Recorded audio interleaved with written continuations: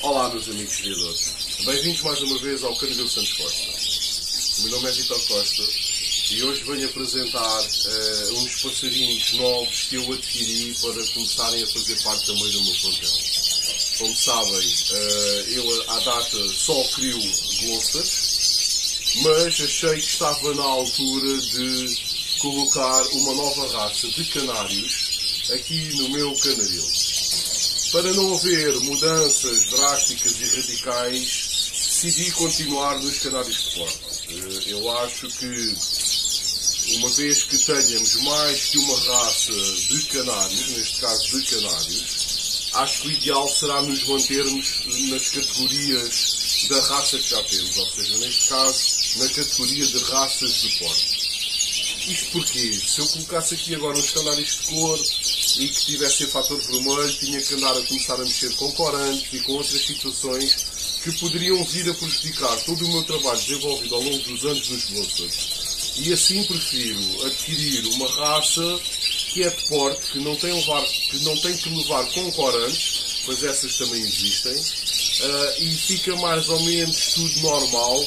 A única diferença é que vou trabalhar com duas raças em vez de trabalhar apenas com os Gloucesters. Relativamente, e esse também é um debate interessante que eu poderei fazer um vídeo no futuro, é quando nós temos também várias espécies diferentes no mesmo aviário, bastantes raças de canários também, bastantes espécies e raças de exóticos. É um assunto que eu poderei desenvolver num outro vídeo, ok? Pronto, para não estar aqui com mais delongas, eu adquiri uns casalinhos dos canários London Fancy, é verdade. Uma raça considerada extinta, esteve cerca de 100 anos extinta, e dá alguns anos para cá, desde o início deste século para cá, houve um criador holandês, o Sr. Piet Randers, que começou a desenvolver um trabalho e conseguiu novamente formar o canário London Fancy. Não propriamente com as mesmas bases do canário London Fancy ancestral, pois até nem reza a história de como é que essa raça foi feita. Portanto, sabe-se que foi usado o canário Lizard, pois o canário Lizard tem uma ligação muito estreita ao canário London Fancy, mas não se sabe qual foi a outra raça ou quais foram as outras raças que foram usadas para conseguir fazer esta raça, o London Fancy. É uma das raças mais nobres, se não a raça mais nobre inglesa. E como eu vos disse, no início deste século houve um criador holandês, o Sr. Piet Randers, que começou a tentar recriar novamente a raça e conseguiu com êxito. O que é que acontece? A raça, no momento, tem sido avaliada nos últimos mundiais. As avaliações têm sido positivas. Para quem não sabe, uma raça, para poder ser homologada oficialmente, tem que passar por uma avaliação no decorrer de 3 mundiais seguidos e tem que ter um mínimo de pontuação, ou seja, tem que ser apresentadas um número mínimo de aves. No caso dos London Fancy foram 12, e todas essas aves, no geral, em termos de pontuação, teriam que ter no mínimo 87 pontos cada uma. Graças a Deus e felizmente essa situação ocorreu. Foi possível efetivamente passar essas bases de avaliação e a homologação final será agora no próximo mês de dezembro na Bélgica, na exposição internacional muito famosa com o nome de Golden Ring. Aí será oficialmente homologada a raça e no próximo Mundial já poderemos ver canários London Fancy nas exposições a serem julgados e a competirem uns entre os outros. Logo, esta é a melhor altura para se adquirir alguns espécimes desta raça e darmos início a esta epopeia.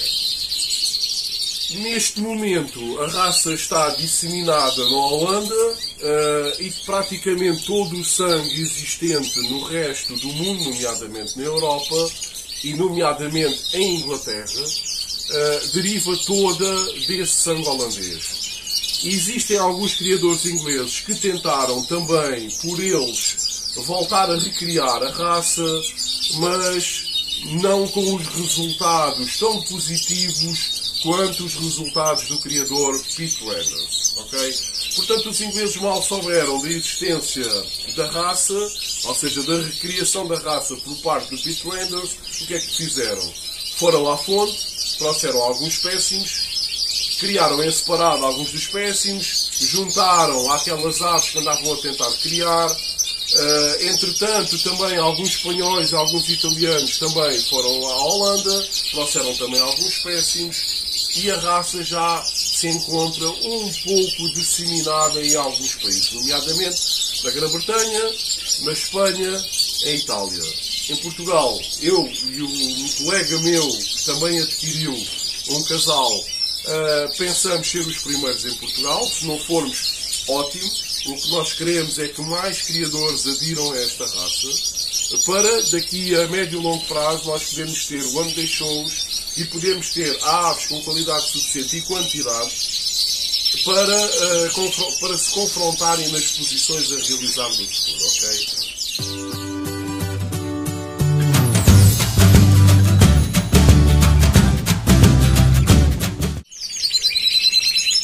E pronto, meus amigos, como podem ver, temos aqui, vou-vos dar aqui detalhadamente os exemplares, vou-vos tentar também falar um bocadinho sobre o standard da raça. Para começar, são pássaros de posição e de postura. Este espécime é uma fêmea. O London Fancy tem que ter algumas características. É um pássaro que normalmente tem de 11 a 13 centímetros. E o que difere o London Fancy das restantes raças é que tanto as asas como a cauda têm que ter uma cor melânica.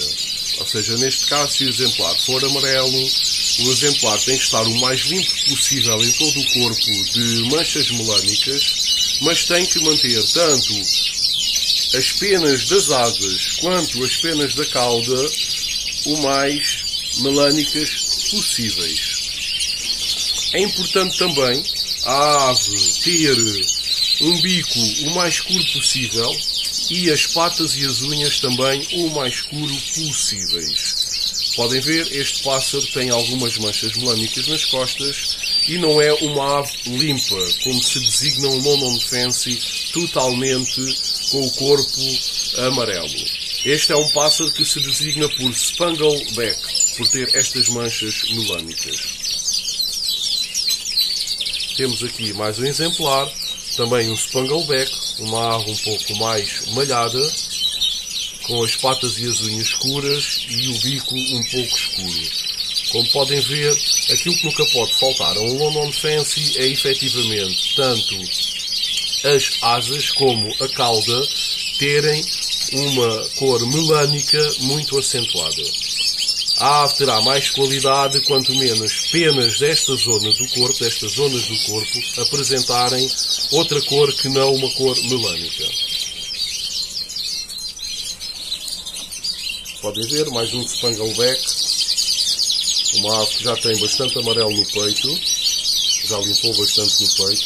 Na cabeça está praticamente limpa também, mas depois nas costas tem ainda bastante melanina. É uma ave que é bastante fácil de criar, é muito afável, procria muito bem e tem, antes de falar, vou-vos ainda mostrar uma ave também descendente de London Fancies. Esta é uma ave melânica. Informar que no decorrer das criações saem algumas aves destas. São aves que nós podemos usar para juntar com uma ave o mais limpa possível. Porquê? Porque estas aves têm o chamado fator negro.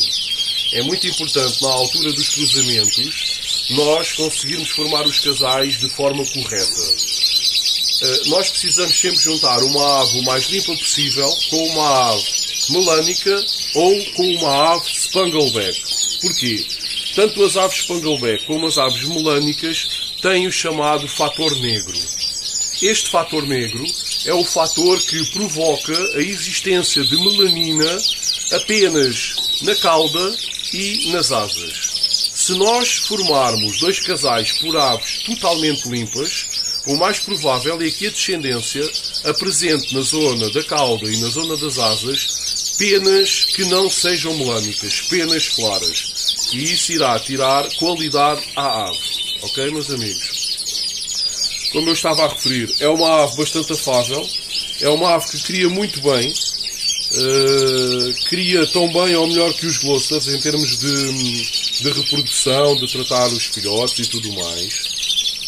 E pronto, temos que ter este cuidado especial de juntar sempre uma ave limpa com uma ave malhada, uma spangleback ou uma ave melânica, e diz que a percentagem de reprodução é de 20% filhotes com capacidade para ficarem limpos, 40% de filhotes com capacidade para ficarem spanglebacks e 40% de capacidade para saírem aves totalmente melânicas.